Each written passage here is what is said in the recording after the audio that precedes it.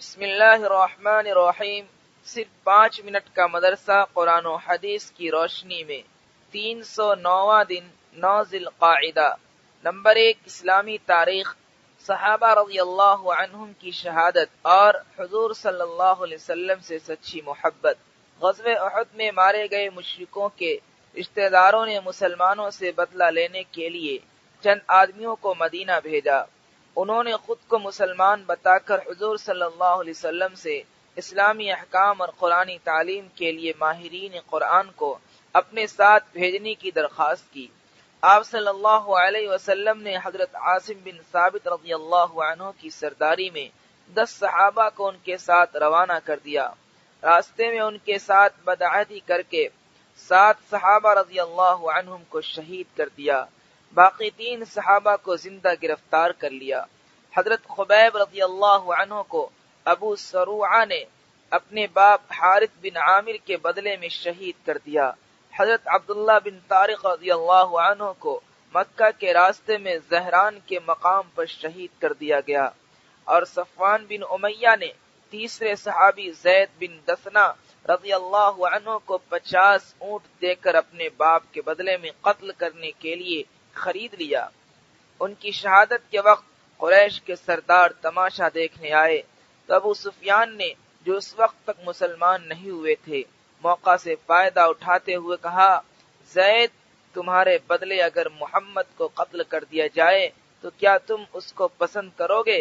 حضرت زید رضی اللہ عنہ نے کہا، خدا کی قسم، مجھے اپنی جان کے بدلے حضور صلی اللہ علیہ وسلم کا کانٹا چبھنا بھی گوارا نہیں۔ یہ جواب سن کر ابو سفیان نے کہا، میں نے محمد کے ساتھیوں جیسی محبت کرنے والا کہیں نہیں دیکھا۔ اس کے بعد حضرت زید رضی اللہ عنہ کو بھی شہید کر دیا گیا۔ نمبر 2، اللہ کی قدرت، دل کا نظام۔ اللہ تعالی نے ہمارے جسم میں دل بنایا جو ہماری زندگی کے لیے بہت ہی اہم اور ضروری ہے۔ یہ گوشت کا ایک ٹکڑا ہے جو ہر وقت دھڑکتا رہتا ہے اور اپنا کام بغیر کسی تھکاوٹ کے کرتا رہتا ہے، جس سے جسم کے تمام حصوں میں خون اور زندگی کے لیے ضروری اجزاء پہنچتے ہیں، چاہے ہم سو رہے ہوں یا جاگ رہے ہوں یا اور کسی کام میں مشغول ہوں، یہ ہر وقت اپنا کام کرتا رہتا ہے۔ اگر یہ تھک کر رک جائے اور اپنا کام بند کر دے تو ہماری زندگی بھی ختم ہو جائے، لیکن یہ اللہ کی قدرت ہے جو ہر وقت اسے اپنے کام میں مشغول اور دھڑکتا ہوا رکھتی ہے۔ نمبر 3، ایک فرض کے بارے میں طواف زیارت کرنا۔ قرآن میں اللہ تعالیٰ فرماتا ہے، پھر حج میں قربانی کرنے کے بعد لوگوں کو چاہیے کہ اپنا میل کچیل صاف کریں اور اپنی منتوں یعنی حج کے واجبات کو پورا کریں اور خانہ کعبہ کا طواف کریں۔ فائدہ، خانہ کعبہ کے طواف کرنے سے مراد طواف زیارت ہے جو کہ فرض ہے۔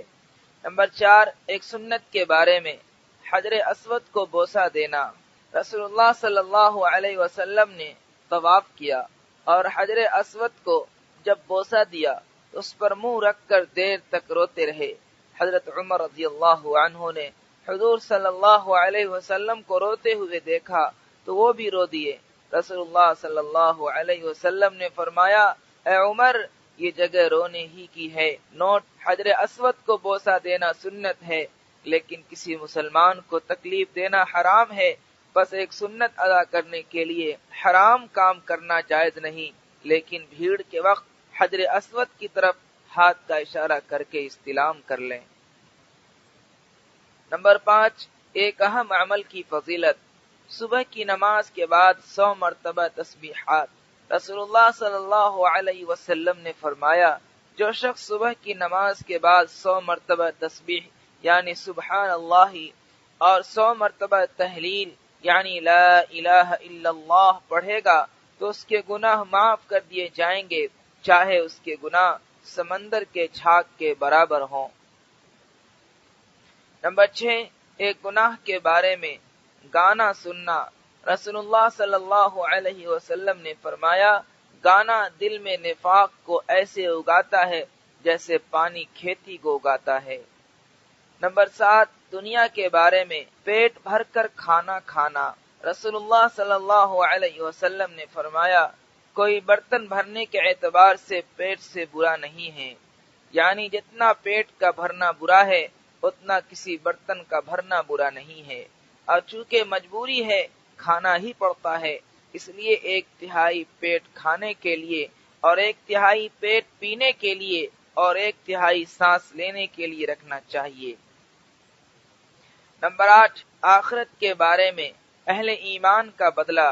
قرآن میں اللہ تعالیٰ فرماتا ہے، ان اہل ایمان اور نیک عمل کرنے والوں کا بدلہ ان کے رب کے پاس ایسے ہمیشہ رہنے والے باغ ہوں گے جن کے نیچے نہریں بہ رہی ہوں گی، یہ لوگ ان میں ہمیشہ رہیں گے، اللہ تعالیٰ ان سے راضی اور وہ اللہ سے خوش ہوں گے، اور یہ بدلہ ہر اس شخص کے لیے ہے جو اپنے رب سے ڈرتا ہے۔ نمبر 9، طب نبوی سے علاج، نیند نہ آنے کا علاج۔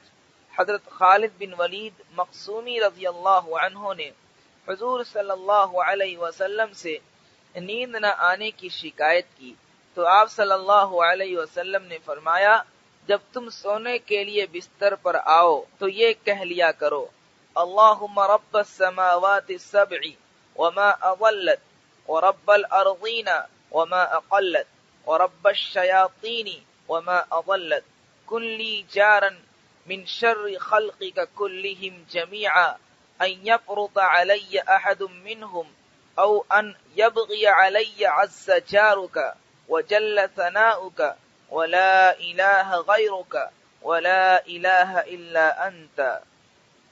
نمبر 10، قرآن کی نصیحت۔ قرآن میں اللہ تعالیٰ فرماتا ہے، اللہ کا سہارا مضبوطی سے پکڑ لو، وہی تمہارا کام بنانے والا ہے۔ جس کے کام بنانے والا اللہ ہو تو اللہ تعالیٰ کیا ہی اچھا کام بنانے والا ہے اور کیا ہی اچھا مددگار ہے۔